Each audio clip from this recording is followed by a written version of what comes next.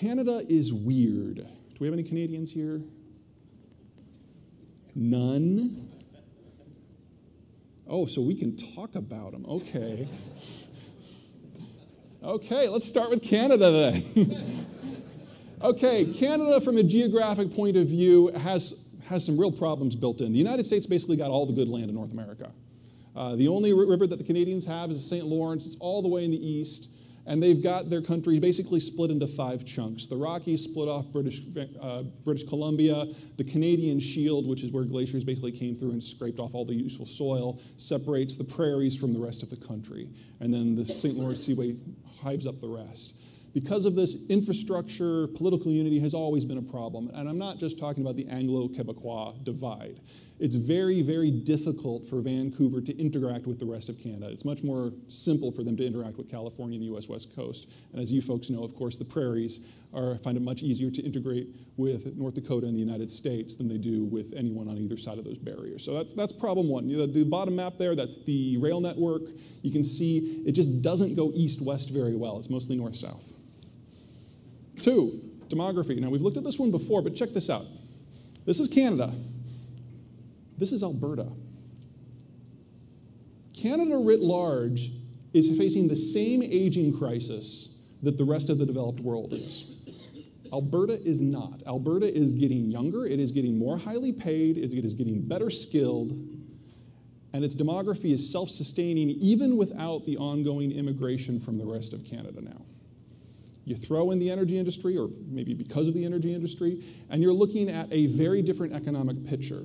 And if you stack Alberta next to the rest of Canada, you get a really strange thing, because the Toronto Quebecois core, that 22 million people out of the 35 million total, they're all aging towards retirement, so they're looking at their budgets becoming under increasing strain in order to support these retirees.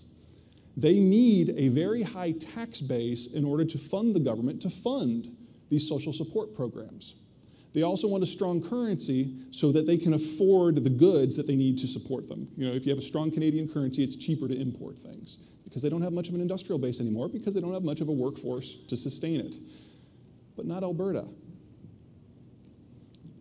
In addition to never being able to outvote the rest of Canada because they don't have 1/10 the population that they need a low tax structure to support young families and growing industries. They want a weak currency because all of their output, their oil, their gas, their grain, is denominated in US dollars.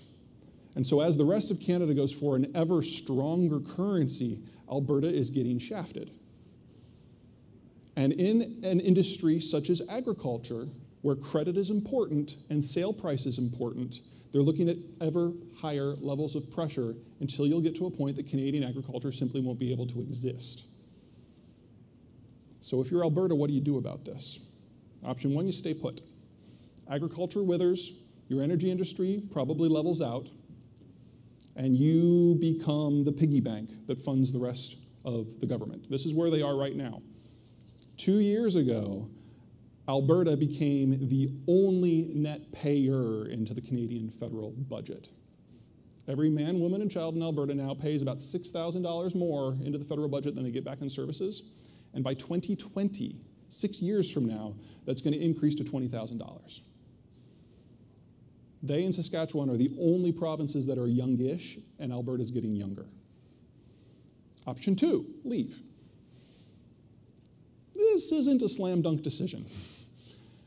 In addition to the question of what is your identity, this wouldn't actually solve the agricultural problem. All that energy output, Alberta would very, very quickly see its currency rise through the roof. They couldn't manage the balance of payments, and so agriculture would just die. This is really, in my opinion, from an economic point of view, not a viable option, which leaves option 3.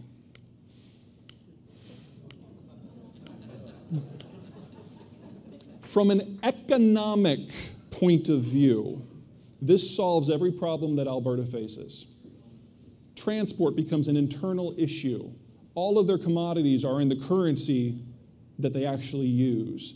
The labor inflation that comes from having a limited pool to draw from goes away because now there's 320 million Americans that could potentially fill that void. The capital shortages that they face disappear. The tax rates that they're paying gets cut by at least half.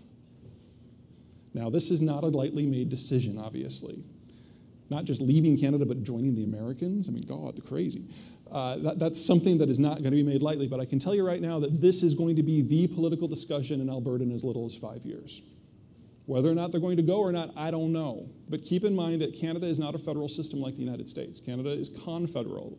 And because of the Quebecois independence moves of the last 30 years, it is legal to secede. And nobody gets a say in it but Alberta. So will they do it? I don't know. There aren't any Albertans here, so you can start scheming among yourselves to see how you want to handle that. If they do, you're going to see BC leave pretty quickly because they won't have a land connection. You're probably going to see Saskatchewan leave shortly thereafter because then they'll be the youngest country or youngest province, and there's only 1 million Saskatchewanese people. There was only 1 million people in Saskatchewan. And then the concept of a united Canada really starts to fall apart very, very quickly.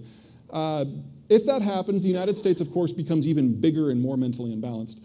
But there's a couple other things that are more specific to you folks. One, you guys have been complaining, I know, about the shale industry sucking up all your rail transit. Wow. Well, if Canada breaks up or accedes to the United States, if the prairies accede, the amount of capital and investment that is going to flood into the prairies to suddenly take advantage of the fact that Canadian grain can be sold in US dollars right from the get-go is going to be huge. And the amount of output coming out of the prairies is going to explode. And the problems that you guys are having with shale and transport are just going to seem like a faint, happy memory. But check this out. Whenever I go to a new place, I always look at their maps to see what it is. Look at all those black lines on North Dakota. You guys have the densest concentration of rail mileage anywhere in the Western Hemisphere. Have you ever thought why that is? Yeah, part of it's Canada, because this is their primary route to market. But check this out. These are the 7 major offloading points in the Midwest. You have Minneapolis-St. Paul, which is the head of the navigation of the Mississippi in the summer. You've got the Quad Cities of Iowa and Illinois, which is the head of navigation of the Mississippi in the winter. You've got Detroit, which is where you can do deep shipping through the St. Lawrence Seaway to the Atlantic. You've got the Omaha-Sioux City corridor, which is the head of navigation on Missouri. You've got Independence, Missouri, aka Kansas City, which serves a similar purpose just downstream. You've got Tulsa, Oklahoma, which is the head of navigation. Seen a theme here, head of navigation. It's the head of navigation on the Arkansas. And you've got Memphis, which is the southern anchor point of the Midwest.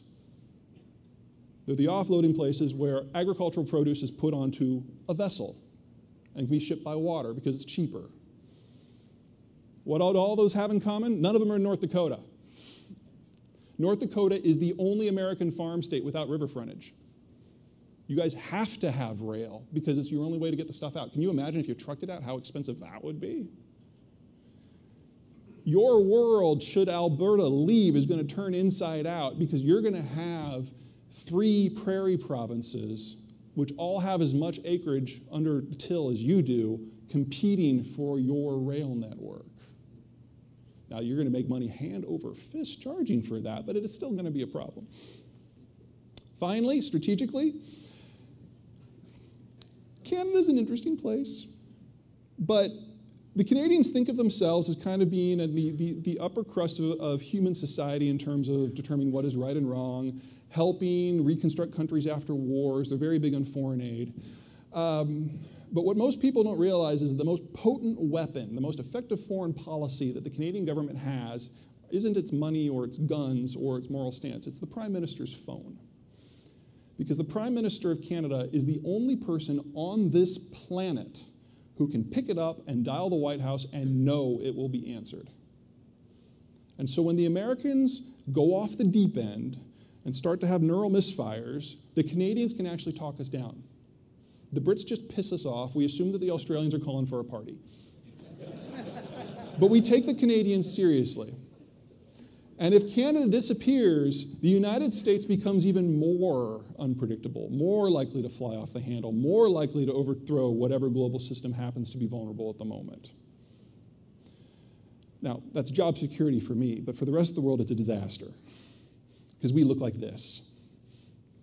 We control the global maritime system. We have more naval tonnage than anybody else. We have Air Force assets that can take off from St. Louis, bomb a country on the other side of the planet, and the pilots can be home to pick up their kids from soccer practice. That's how over-the-top powerful we are. And in a world where only 4% maximum of GDP is linked to the global system, we will have no stake in holding it together. Canada is one of the few threads that is holding the current system in place. NAFTA,